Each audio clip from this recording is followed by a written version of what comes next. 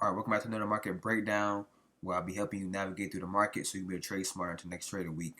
So let's hop into it. So right now we're looking at the US dollar DXY right now. All right, so for those who've been following along, we know that uh, DXY has been in a transition phase for a long. So we was in this nice little downtrend right here, and then we had price became in this phase, which is the transition phase. And two things can happen. Price can usually either continue going back down in this direction, or price can either continue going up. And like I told y'all before, if we could see price break out of this phase that we're in, right, which is around 99.879, if we can see DXY break out of this, then we could be seeing DXY start targeting, highs like this. You got this high, and you got even this high right here. So if it does that right, then that'd be a clear sign for stuff like UJ could be dropping, which means yen could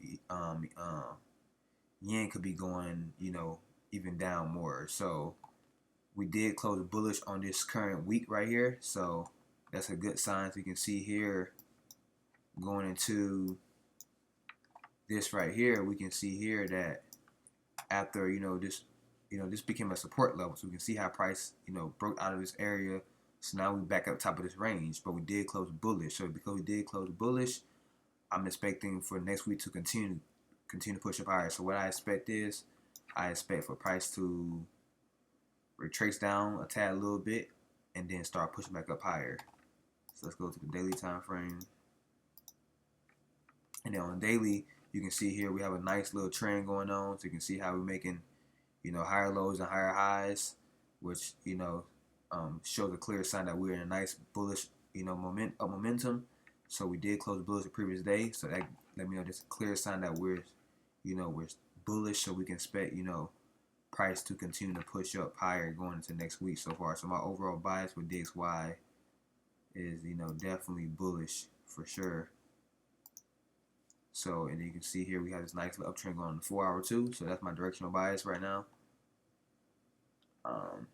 And then we have let's go to yields now. So now I don't trade yields, but I do look at it to help me understand certain things. I guess you can say the environment we are in the market. So you can see yields has been going up. Now the overall structure on yields, we could be seeing how yields was in this range for a long time. Overall move is really up. So you kind of zoom out and see the bigger picture. The overall move on yields is up, but we've been in this nice little range.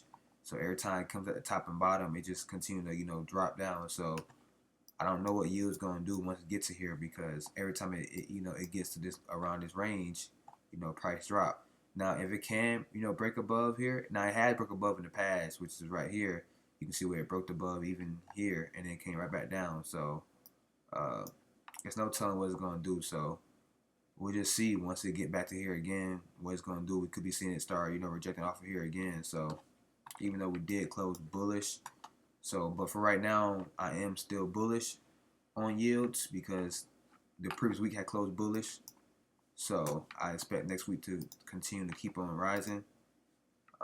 But I will be cautious as price come into this area. So if price do start showing signs of weakness around 4.530 and we start seeing some rejection, then I might kind of give gold a breakthrough, because if yields is rising constantly, then that actually put pressure on gold to actually either consolidate or drop, especially if US dollar and yields rise at the same time. So, and right now we got US dollar and yields rising at the same time. So if this do come into the overall range and start pushing down, then that might ease off pressure off of gold for gold to start slowly climbing. But right now, with this going on, but the fear is also increasing too. So then you have the VIX. Now the reason why the VIX is very important, because the VIX lets you know, if there's fear in the market. So right now the VIX is at 31. That that's usually good for gold actually. So it usually actually push gold up higher, right? So, and usually, but also put pressure on stocks too. You know what I'm saying? So you got US dollar and you have yields constantly rising, but you also have fear constantly increasing, which that's kind of make gold kind of in between. So if the fear keep rising up like this, then yeah, eventually we can see gold start climbing back up. Eventually, at some point, So maybe this retracement that we're going through on gold is just short term, all right? And then we have gold. I mean, not gold, but oil. So oil is slowly climbing back up. Now I can't say I think oil is going to continue to go back up because the tension is still going crazy up in Iran, and then gas prices ain't been going down. I just went to the gas pump, I believe, yesterday, and gas almost about $4. So, um, if gas prices ain't going down yet, then that's clear. And then the tension still is going crazy. So, I think we can be seeing gas prices continue to rise up. If we go to the weekly time frame, we can see on a weekly sales did took place, but you can see how buyers came back in, pushing it right back up even higher.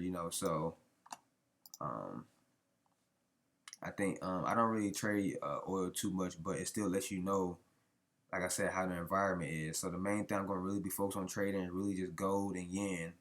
But by understanding, DXY, right? If DXY is bullish, right, then I know UJ is going to be bullish. And if those are bullish because I trade yen dollar, right, then I know yen dollar is going to be bearish, right? Because I trade gold. If now gold, I'm going to be kind of on the sideline right now. I kind of want to see what it's going to do because, like I said, you got, yen, you got yields and U.S. dollar constantly pushing. So I kind of want to see if gold is going to drop deeper. Short term then go back up higher. So but then you have S&P. So again, we got fear increasing in the market. So I expect S&P. I do trade S&P as well too, by the way. Now I do expect S&P to be bearish too. So as you can see, we are here with it. We closed bearish very strong for this week. So I expect next week to continue bearish. And you can see here on a daily time frame, we're in this nice little trend. Now it's gonna be kind of interesting once it hit this 200-day moving average. This operate as a support, and from a quarterly standpoint, if we look at it from a quarterly standpoint, let's kind of bring this up. You can see here, just from the past, just from the past, you can see here, this was the last down candle from a quarterly standpoint. So this is a quarterly standpoint. So from a quarter standpoint, on this quarter right here, we had closed bearish, and this is the last, down red candle before price push up. So it's as a overall breaking structure. So it's gonna be interesting. This could operate as a major support area for S&P. So we just got to see how things continue going. So I definitely can see this continue dropping. Then once it break below here, at that point, once it break below this level, at that point, yeah, we could just be seeing this to continue to just drop. It just depends on how much fear continue to increase and how how much oil also keep on increasing. All right, but just remember, this is just a retracement. We're not fully in the bear market until, so this is even here in nothing but a 12% drop. So that's not considered a bear market. A bear market is considered a 25% drop from the recent high. So this is just nothing but a deep retracement. 25% bear market. For us to be officially in a bear market, 25%, around 20 to 25% is around here. So that's why I say if it did, once it break below here, at that point, yeah, we could be seeing it start dropping even lower. So, and then now you have gold. Let's go to the weekly. So as you can see, let's do this one right here. So as you can see on gold, you can see how on gold we actually closed. You can tell price came down and buyers came back in, pushing it back up, but you can tell it's still kind of very indecisive. So it is a bullish CRT setup right here, right? Because what a bullish CRT setup is when the last down candle closed bearish, but the next candle closed bullish. So then you kind of expect the third candle to kind of push up higher, taking out this either the opening or the high of that candle range. So that's what a bullish CRT setup is. So it's a bullish CRT setup. So I will be kind of looking out for that to see if we can start seeing this push. And on a previous day we did close bearish, so you can see how it's kind of slowing down, creating this kind of range bound area. So maybe we could be getting that that push back up. It just all depends on if yields start pushing back down, at least easing some tension. But then you got fear constantly increasing. So And on the 4 hour, you can kind of see how this too. On the 4 hour, you can see how. Hold on, take this off. You can see how on the 4 hour how price. Like I said, we got that nice bullish CRT setup. You can see how it's already kind of creating that shift.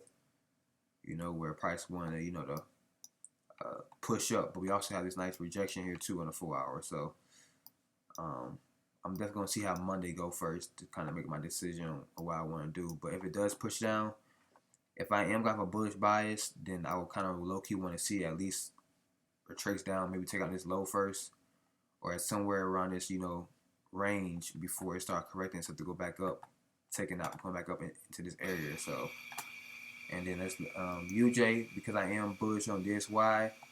I expect UJ. I haven't marked this yet, but I expect UJ to continue to be bullish. So with me trading yen, if I know this is bullish, then I can expect yen to continue to push down. You know, so that's my overall market breakdown. So other than that, as always, the goal is not to, you know, try to, you know, avoid losses or try to catch home runs. It's about surviving long enough to win. So I see you next market breakdown.